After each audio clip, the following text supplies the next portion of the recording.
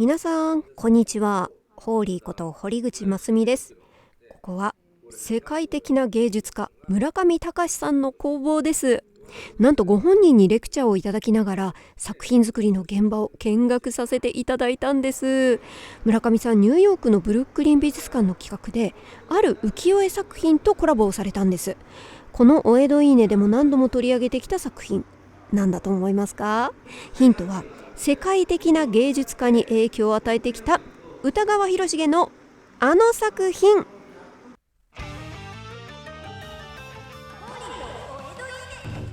ということで正解は歌川広重の名所江戸百景。広重が最晩年に幕末の江戸名所を描いた浮世絵シリーズですね。ゴッホが模写をしたということでも知られていて、19世紀後半にヨーロッパで流行した日本趣味ジャポニスムを巻き起こした作品の一つでもあります。芸術作品としての素晴らしさは次回の動画でお届けします。村上さんのインタビューの中でたっぷりご紹介しますが、私もねこの作品は大好きでございますので、今回は広重がなぜこの作品を描いたのか、背景を知ると深い理由が隠れておりますので、一見平凡なモチーフに隠された広重の真意、名所江戸百景は何が面白いのかということを私が語らせていただきたいと思います。例えばこちらの一枚、名所江戸百景市中繁栄七夕祭り。屋根よりも高い七夕飾りが印象的な一枚ですよね。でも名所絵ってよく有名な観光地を描いたポストカード的なものですと紹介されること多いと思うんですけど、この絵ってポストカードとしては一体江戸名所のどこを描いてるのかなってちょっと分かりにくいですよね。実はこの絵って日本橋の広重の自宅あたりから描かれていると言われてるんです。というのもね、ちょうどこの物干し台のあるあたりに広重が浮世絵師として名所江戸百景を描いていた頃の家があったからなんですね。なので研究者の方によってはこの物干し台にぶら下がってる浴衣は広重の浴衣だなんておっしゃってる方もいるぐらいなんですよ。かなり広重個人にとって思い入れが深い場所ということなんですが、奥の街並みを見てみると江戸城の櫓の手前に日の見櫓が見えていますよね。ここも広重にとってはとっても思い入れの深い場所というのもね、広重がかつて武士だった頃に暮らしていた八重洲菓子の定火消し同心の屋敷がある場所なんです。定火消し同心っていうのは江戸城とかで火事があった時に出動する、消防士さんのことですね。広重は元武士定火消し同心という特殊な経歴の浮世絵師でありまして、家庭のごたごたなんかがあって武士からドロップアウトして浮世絵師になった人なんですが、この日本橋と八重洲菓子の間に何があったのかといえば、大名小路と呼ばれる老中とか幕府の重役の大名屋敷が立ち並ぶハイソなエリアでした。今だと千代田区の丸の内とか大手町、日比谷公園とかがあるあたりですね。このあたりは徳川家康の入府以前は日比谷入江に注ぐ平川の河口にあたる湿地帯だったんですね。で、徳川家康が将軍になると江戸城の城下町を作るために重臣たちの居住区として急ピッチで埋め立てた場所なんです。つまり地盤がグズグズだったということ。このために安政の江戸大地震で最も強い揺れに襲われた地域の一つなんです。安政の江戸大地震は安政2年10月2日夜4つ頃、西暦でいうと1855年11月11日21時30分頃に発生。震央は東京湾の北部、地震の規模はマグニチュード7から 7.2、 震源の深さは40キロから50キロと推定されております。大名工事は住居がほぼ全壊、長屋もほぼ潰れた上に大きな火事が起こって江戸市中で最も被害の大きな地域の一つだったんです。こちらは安政の江戸大地震で火災の被害が大きかったエリアを示す瓦版なんですが、大名工事に大きな被害があったことが記されていますよね。ちなみに絵師になってから広重の住まいがあった場所というのがこの辺り、日本橋というエリアは家康がやってきた時にはすでに半島上に陸地化していた場所なので、埋め立て地ではないんですよ。なので地盤が硬いので家屋倒壊の被害こそ少なかったんですが、地震後に発生した火災の被害が甚大だったんです。江戸一番の繁華街、住宅が密集しているエリアでもありますからね。特にね、日本橋と京橋の間にある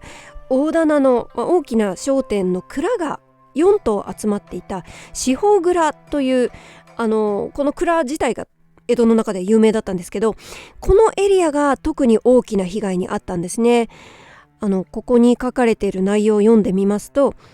京橋の北、南天満町3丁目の十字路の4軒の商家は皆土蔵造りで京橋の四方蔵と呼ばれていた。この辺りはこれまでこの蔵のおかげで火災よけになり、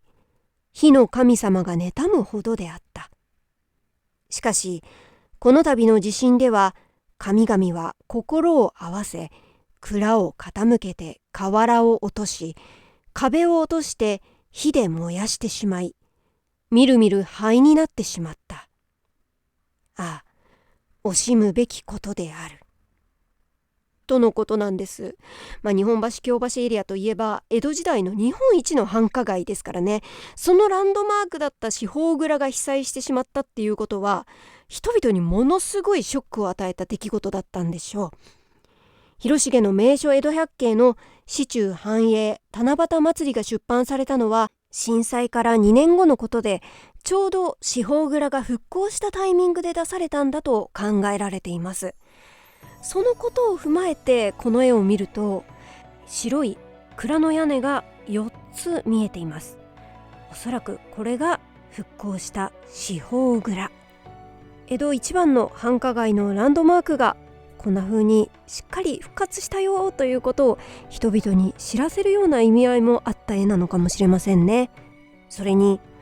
この絵の中の空模様が広重の気持ちを暗示しているような気がするんですよね。七夕飾りを大きく揺らすような強い風が吹いています。そして一雨来そうな気配がありませんか？曇天を表す紫色がかった空模様。せっかく七夕なんだから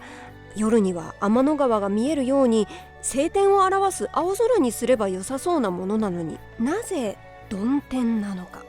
広重は何を思っていたのでしょうか。私にはこの絵の中に描かれている安政の大地震で火災被害が大きかった大名工事と日本橋京橋エリアに雨を降らせたかったのではないかなと思えます。四方蔵が見事に復興したことを祝い、二度と悲劇が繰り返さないことを天に祈る気持ちが七夕のモチーフに、そしてこの町に暮らす人の繁栄を願う気持ちが幸せや繁栄が終わりなく続くことを表現する末広がりの形の富士山で表されているように私には思いました。皆さんにはどんな風に見えますかね。広重の名所江戸百景というのは、大震災を経験した広重が被災の翌年に還暦を迎えて剃髪をして死の直前まで描き続けた、まさに絵師人生の集大成ともいえる名所絵シリーズなんです。描かれている作品の半分以上は大震災の被災地、また地震の翌年に起こった台風で大きな被害を受けた場所で、天災からの復興というのが作品の大きなテーマになっていると考えられているんですね。広重自身がもともと絵師になる前は定火消し同心という消防活動に従事する武士だったことも、やはりその震災からの復興というものにかける熱い思いにつながっているのではないでしょうか。とこんな感じでですね、広重の名所江戸百景味わい深すぎる、大好きっていうことで、私深読み広重名所江戸百景っていう本まで書いたんですが、この江戸時代を代表する浮世絵師歌川広重の集大成ともいえる作品を現代の日本を代表するアーティストの村上隆さんが読み解くという神企画がブルックリン美術館で行われるということで、村上さんがね作品作りをされる際にちょっと信じがたいんですけども、私の江戸百という本を読んでくださったそうで、なんと YouTube もご覧になってくださったということでね、まさに制作佳境というタイミングで工房にお招きくださったんです。工房の皆さんも私の本を読んでくださって、この作品理解というのにお役立ていただいたということで大変光栄だなと、思ったんですけどもね、本当工房の皆さんがめちゃくちゃ温かく迎えてくださって、あれ私ベストセラー作家だったかなって一瞬勘違いするほどだったんですけども、いやでもね、村上さんって作品を工房でたくさんのスタッフの皆さんと作り上げてらっしゃって、前回のリンパ編の動画で私江戸時代の絵師は工房制でいろんな芸術家が集まって作品を制作してますよっていうことで、本阿弥光悦の芸術村の高ヶ峰をご紹介しましたけど、なんかねまさにこの村上さんの工房っていうのは現代の高ヶ峰って感じで、村上さんを筆頭にね芸術が生活っていう感じのアーティストさんたちがもう明日作品をニューヨークに運ぶぞっていうギリギリのスケジュールの中で最後まで作品にかじりついて仕上げていくっていう様子を拝見いたしましてね、いやなんか本当にいいもの見させていただいたなって感激しております。で、村上さんの名所江戸百景はね、基本的なモチーフとか構図は広重の名所江戸百景の本家取りをしてるんですけど、やっぱりこの村上さんのフィルターを通すと、こうなるんですかっていう、天才のフィルターすごいな、もう別作品になってて、例えばサイズもね、これ大中小と3サイズで展開していて、一番大きいのがこの通り3メートルぐらいあるんですよね。だから変な話、広重の名所江戸百景をそのまま見るよりも細かい部分まで拡大されて目に飛び込んでくるから迫力がすごくって、でしかも展示があるのはブルックリンミュージアム、ニューヨークですから、やっぱり欧米の方たちが見にいらっしゃるので、そういった方々を飽きさせないように、作品をじっくり長く眺めて楽しめるように奥行き感のある絵にしてるんですよ。例えばドットだったりとか、あと塗りとかのテクスチャーがやっぱり浮世絵とは全然違っていて、これでやっぱり奥行き感が出ていたりとか、あと輪郭が虹色になってたりね、なんかずっと見てられるなっていう仕掛けが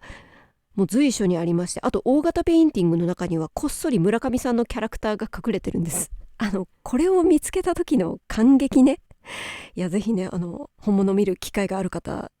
大判の絵の中に村上さんのキャラクター隠れてるんで探してみてください。だからもともと広重の名所江戸百景という作品が持ってる力魅力というものを村上泉が入ることによってより増幅されて、世界の人々に届く作品になってるってことで、やっぱ芸術ってすごいなということを肌で感じましたね。